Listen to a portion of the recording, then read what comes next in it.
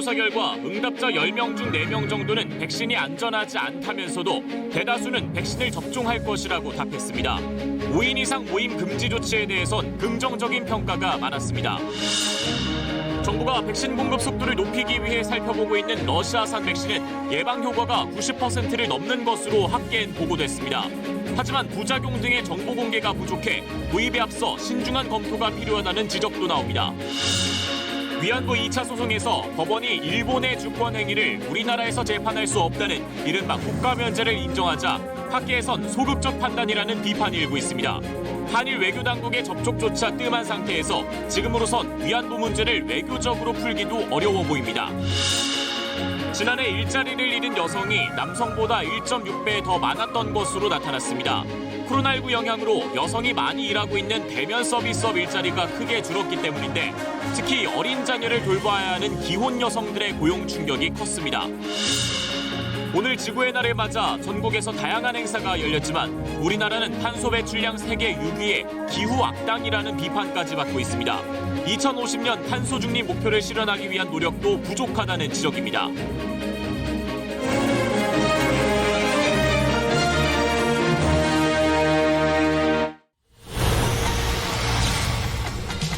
문재인 대통령이 도입 가능성 점검을 지시한 러시아의 코로나19 백신 스푸트니크 V에 대해 식약처가 안전성 정보를 수집해달라고 외교부에 요청했습니다. 외교부는 해외 공관에 필요한 조치를 지시했습니다.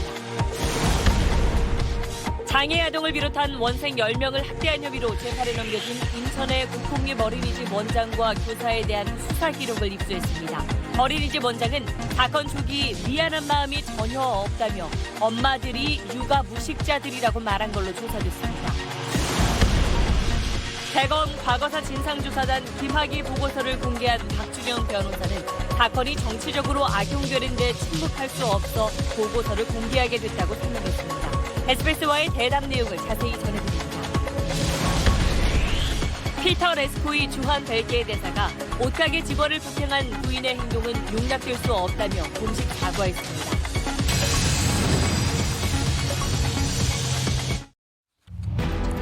코로나19 백신 수급 불확실성이 커지자 정부가 세계 최초로 개발된 러시아 백신 도입을 검토하며 이상 반응 정보 수집에 나섰습니다. 철저한 안전성 검증이 먼저라는 지적도 나옵니다. 일본군 위안부 피해자들이 배상 2차 소송에서 사실상 패소하면서 사법적 한계가 드러난 만큼 다시 외교적 돌파구를 찾아야 한다는 지적도 나옵니다. 하지만 한일 간 입장차가 워낙 커 불투명한 상황입니다. 더불어민주당이 부동산 보유세 완화 방안을 논의하자는 국민의힘 제안을 거부했습니다. 선거 패배 이후 불거진 세제 완화 주장과 집값 안정 원칙론이 충돌하면서 방향을 놓고 여당 내 고심이 이어지고 있습니다. 이명박 박근혜 전 대통령 사면 요구가 국민의힘 안에서 연일 제기되고 있습니다. 박 전 대통령 탄핵을 부정하는 목소리까지 나오면서 선거에 이기니 정신 못 차리고 과거로 돌아가자는 것이냐는 내부 비판도 커지고 있습니다. 생후 21개월 아이가 질식해 숨진 대전 어린이집의 CCTV가 공개됐는데 원장이 숨진 아이를 비롯해 여러 명을 재우는 과정에서 힘으로 누르는 모습이 그대로 담겼습니다. 유족은 살인의 고의성이 인정된다면서 아동학대 살해죄를 적용해야 한다며 고소장을 냈습니다. 프로축구 기성용 선수 부자가 광주 민간공원 특례사업부지 안팎의 땅을 투기 목적으로 사들였다는 의혹이 제기됐습니다.